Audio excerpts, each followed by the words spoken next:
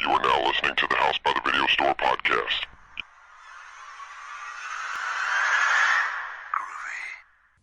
Welcome to the House by the Video Store podcast. I'm your host, William, and joining me today will be Sean.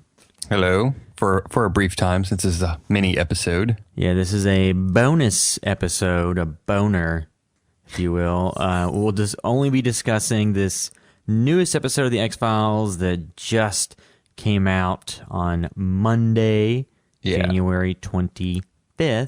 Yeah, our podcast comes out on Tuesday, but we record on Sunday nights, so we're kind of like at a weird off schedule to cover the X-Files, but it's like such a big thing. We kind of wanted to give a little bit of extra coverage to it.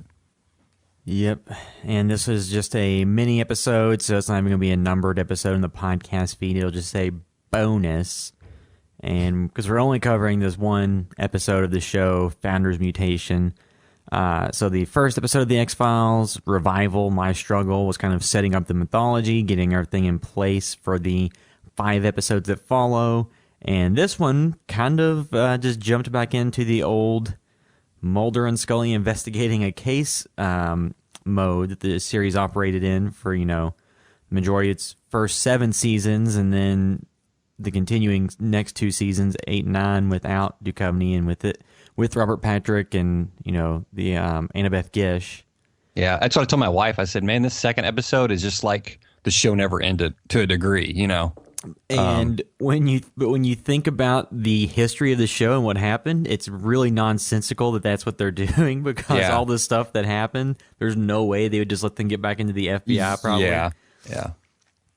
But everybody would hate it if these 6 episodes was them, not filling those traditional roles. I don't say they would hate it, but I feel like there would still be that thing tugging at people, like, I really still want to see them, kind of reprise their roles, and that's exactly what they're doing. Yeah, I mean, they haven't made it super clear exactly what they're, like, they do work for the FBI, supposedly, but they could just be, like, consultants or something, which is what they did with Will Graham on Hannibal.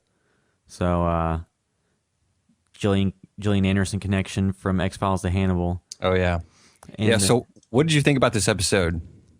So, I think it had some good gore moments, and it was directed by James Wong, who, along with Glenn Morgan, wrote a lot of the early, first 2 season episodes that were really important, and then they came back for season 4, and then they went on and worked on other shows. So I think that this one was much more in tune with what people were probably expecting from an X-Files revival than the first episode, but that was more just like table setting. Yeah. This is kind of slipping back into what they used to do, and I think I may have mentioned this to you before this, but one thing that you have to do is compare the wardrobe that Mulder and Scully have in this episode to what they had back in the original series, and they are dressed so much nicer. No poofy pantsuits shoulder for Scully with pads shoulder everything. pads. Yeah, this one, full of spoilers, obviously. It's kind of felt like a X-Men First Class episode, with the kids. It felt like, oh, this is like essentially like, could be an X-Men film almost, with their different powers and stuff. And did they do much with kids in the original, like, any deformed kids or whatever? I'm sure there was probably 1 or 2 throughout. I mean, there were some kids that had abilities, like there was a kid that could read people's minds and different things like that. I guess too, should do just a very brief synopsis of what the episode is. It starts out with Dr. Sanjay working at a tech firm, and he hears a mysterious high-pitched noise, and he goes into the server room, and he's playing on the computers, and then he shoves a letter opener through his head to get rid of the sound. And, as he said, full spoilers, it turns out that there's a doctor who is working with, kids that have different diseases, because he's been taking advantage of pregnant mothers and all this stuff. And so you have all these kids that have deformities, they're like elephantitis or whatever the medical term is. But then like his kids are like, oh, I can make people die via sound, or the girl has like the ability to move things with their mind. So actually pretty good things to have if you can control them. Yeah, and it links back into kind of, I guess, the old thread about Mulder and Scully's kids too, and they do some flashbacks. What did you think about all the, kind of somewhat extended flashback scenes? So it's... do you think they spent too much time on that, or how did you feel about it? I mean, it's another example of where the show's muddled mythology kind of makes it kind of tough to pick something like this up and get running quickly. I mean, I thought that some of the flashback stuff, it's very reminiscent of what I think is very overdone in modern movies and TV of all the flashbacks. But I mean, it did provide, at least to the viewers who weren't super aware of the show, the fact that Mulder and Scully had a kid together and they had to give him up. So it kind of... And kind of their current mental state about that, too. Yeah, kind of sad. In a way more than them just saying it to each other, which even like Mulder seems to hide it more than Scully in a way. Which, normally, again, flashbacks kind of slow things down and kind of take you out of what's happening in films and TV, but I thought it worked fairly well. Like there was enough going on in the episode as far as just pure entertainment, like you said, good gore, all that stuff, that the flashbacks really didn't like slow it.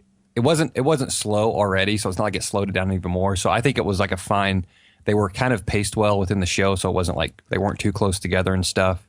And also Mulder showing his kid 2001 Space Odyssey, which one of my favorite films of all time, but probably not the best choice to show a small child to entertain a kid. But hey, man, if he's expanding his mind, but I actually liked that flashback scene with them. Yeah, I mean, and too, like I said, I think this kind of gets back into what people expected out of it. It's kind of a shame this is, only a 6-episode run and not like a full season. I mean, it doesn't feel exactly like the old X-Files because they've changed up some stylistic stuff. I said, like, the first episode, they're showing all this footage and having all these voiceovers. Although they did have voiceovers and, things in the original series, it wasn't quite the same. Yeah. This is another one where it's not the exact same as the original series, but, it's close enough. It doesn't come off like a fan film or something. It's, the actual people who made the show great are working on it. So I've seen some complaints about them not going far enough, like updating the show. Again, we talked about them just throwing stuff in there, like mentioning Obamacare and, Edward Snowden. So, and they said there's a lot of stuff they could be doing about social media and all this stuff. And while I agree, I mean, I guess that the show did fill that void of kind of being forward thinking, or at least maybe did fuel the minds of conspiracy theorists before. So, for me, I don't think I really need anything too far reaching. Obviously, it would be better if it was more layered, but it's entertaining throughout, One, too, whenever TV shows get into social media, and as you saw in the first episode, they used a fake search engine, even though they name checked Google. But you get into like NCIS Cyber or CSI Cyber, whatever it is, or talking about popping firewalls and enhance, or whenever.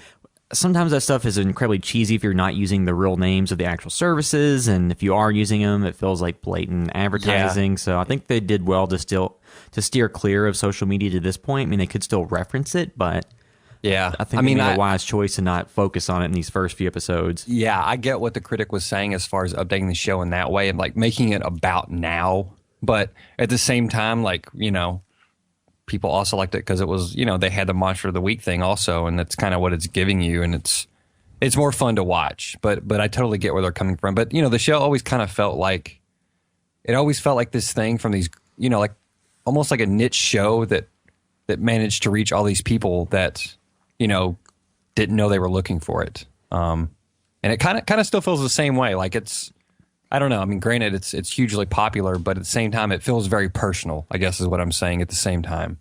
Yeah, I mean, because this show came out at a time when, geek wasn't mainstream. Technology, if you're into computers pretty heavily in 1993, you were probably considered a nerd by most people. Yeah. And they even had some episodes that kind of tackled that type of stuff. So I think it had a very niche fan base, became very wide as this, the show tackled more wide-ranging stories and more, aliens. You can have a big budget alien movie as shown by, Star Wars, Independence Day, all kinds of stuff. But the show kind of took that aspect and conspiracy theories and sometimes misguided and wrong-headed looks at technology, if you look at it today. But I think this was getting back to what people expected to happen, and definitely gets me pumped for the episodes that are coming up. Yeah. I mean, like I said, I enjoyed the first one. I'm not as intimately familiar with the entire run of the other one. Like I just watched it when it was on, like, when I was able to catch it, which I really liked it when I was younger, but I never like followed it through and never revisited. So for me, it's been like really good because I normally don't watch that many shows. So it's like, oh, this is good enough for me to want to stick with it. But I recognize some people's gripes and stuff and kind of reading some things. But yeah, it's kind of hard to, I mean, sometimes it is hard to kind of be a backseat, creator and just say, well, they should have done this. And I get it, but sometimes it's easier said than done. And like you said, it could have come off pretty cheesy and maybe even dated in a different way, within a few years. So, but yeah, this one was just kind of very entertaining throughout. Now that there was like that table setting was out of the way. I really enjoyed this one. And too, like I have to say, like, looking at it objectively, these 2 episodes, they haven't been like the best episodes of the year by any measure compared to other stuff. It's just, seeing characters you like back in action. There's a certain amount of nostalgia to it. Mm-hmm. Once the entire run is done, then we kind of view it outside of like the whole, fear or stuff of it coming back, or some stuff when you actually look at it later, like Indiana Jones and Kingdom of the Crystal Skull. The initial viewing of it may have been shaded by nostalgia. Yeah. It goes away when you look at it later.